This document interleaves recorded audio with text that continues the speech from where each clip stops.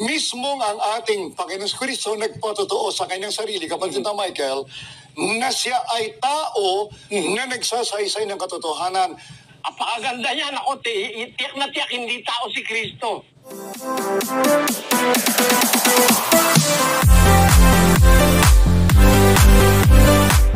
Yun, ang isa sa kanilang katwiran pa ay yung sinasabi nila na sa John chapter 8 sa verse 40.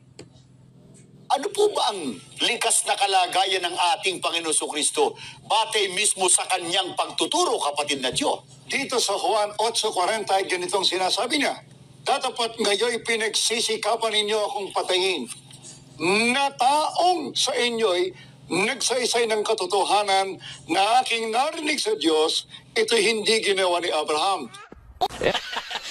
Ano yung anak? Tao? Katarantaduhan nyo. Mismong ang ating Panginoon Kristo nagpatotoo sa kanyang sarili, kapatid na Michael, na siya ay tao na nagsasaysay ng katotohanan.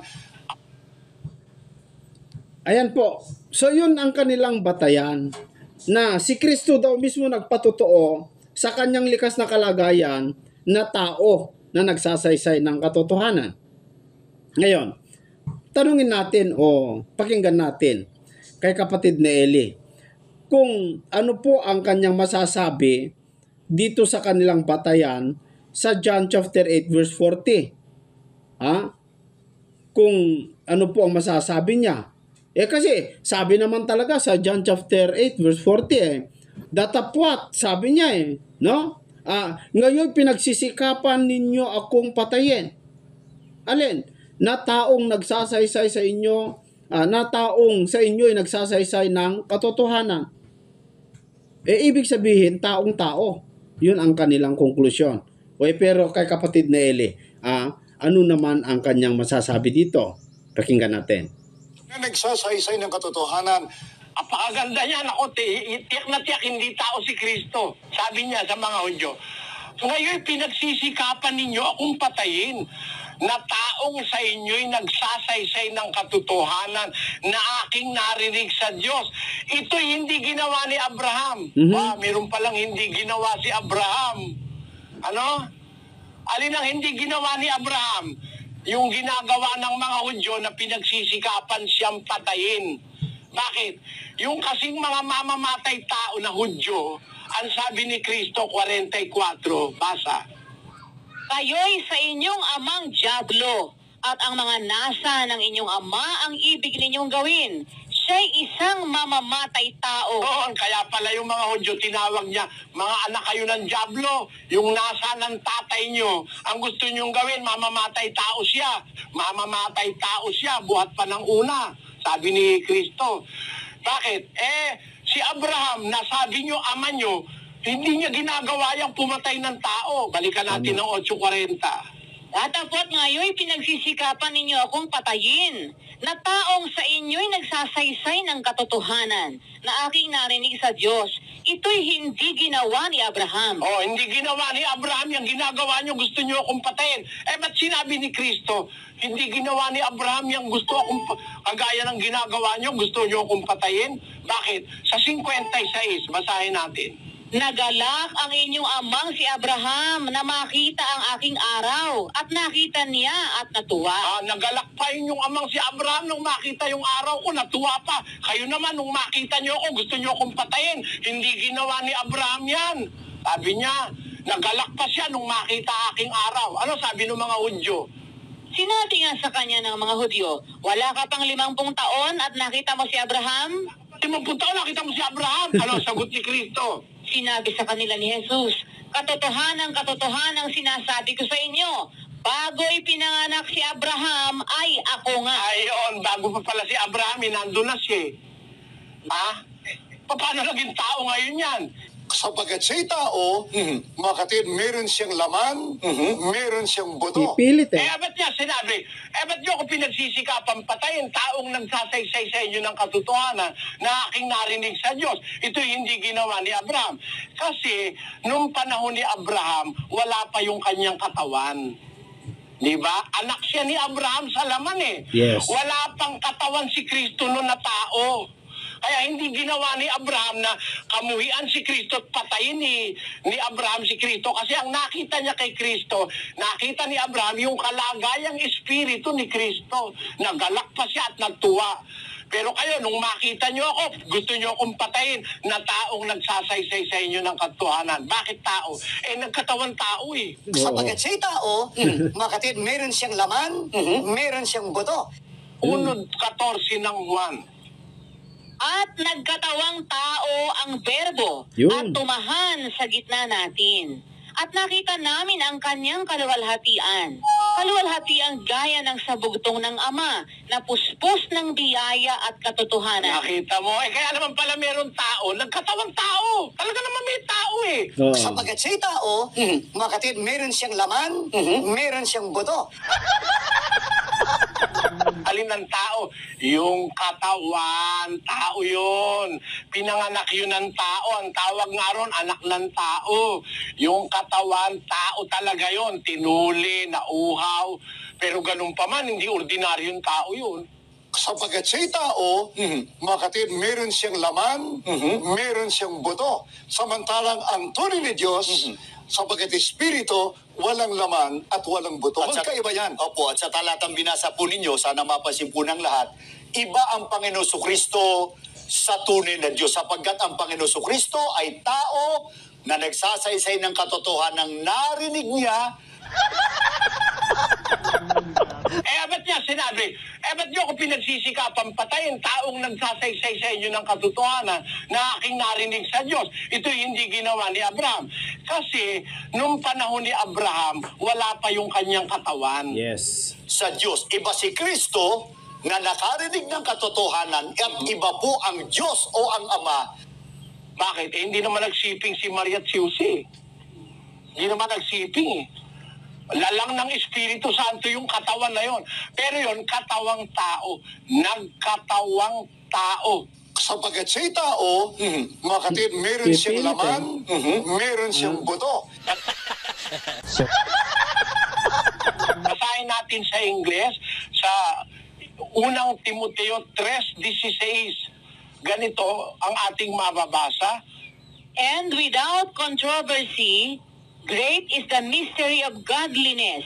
God was manifest in the flesh, justified in the spirit, seen of angels, preached unto the Gentiles, believed on in the world, received up into Oh, glory. napakaganda ng pagkakalagay. Nasa kagaya sa original na Greek. Without controversy, hindi dapat pagtalunan. Oo. Sapagat siya'y tao, makatid, meron siyang laman, meron siyang buto. Napakadakila ang hiwaga ng pagka-Diyos ni Kristo. Diyos siya na nahayag sa laman. Ang liwanag, God was manifest in the flesh. Sapagat siya'y tao, makatid, meron siyang laman, meron siyang buto.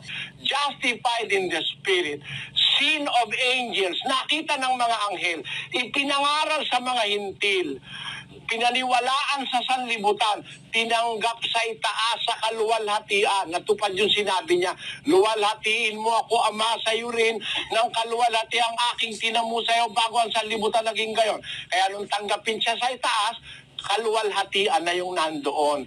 Nabalik na yung dati. Bakit? Yung kaluwalhatiang dati inalis sa kanya, naibalik na yon. Kaya tinanggap sa itaas sa kaluwalhatian. Ang liwanag nun, God was manifest in the flesh. Ang Diyos ay nahayag sa laman. Si Kristo yun eh. Ipinangaral sa mga bansa, tinanggap sa itaas sa kaluwalhatian. Si Kristo yun. Walang ibang Diyos na nahayag sa laman kundi si Kristo. Yan ang dapat mo makita. Kaya nahayag sa laman, nagkatawan tao. Sapagat siya'y tao, makatid, meron siyang laman, meron siyang buto. May tao talaga yung katawan, pero hindi yung anak ng Diyos ang tao. Yung anak ng Diyos na Espiritong Kristo, wala pang sanlibutan, ipinanganak na ng Diyos yun. Yun ang nakasulat sa Biblia. Sana dalangin ko sa Diyos, magliwanag ang isip mo, kapatid. So, napakaganda po mga kaibigan kung atin pong pinakinggang maigi yung sagot ng ating kapatid na Eli doon po sa 8:40 ng Juan kung bakit yun yung kanilang batayan na patunay na si Kristo ay siya daw ang nagpatotoo sa kanyang likas na kalagayan. Alam nyo, mga kaibigan, tama na si Kristo tao. Pero alin ang tao? Yung kanyang katawan, yung ipinanganak ni Maria. Pero dati ba siya tao?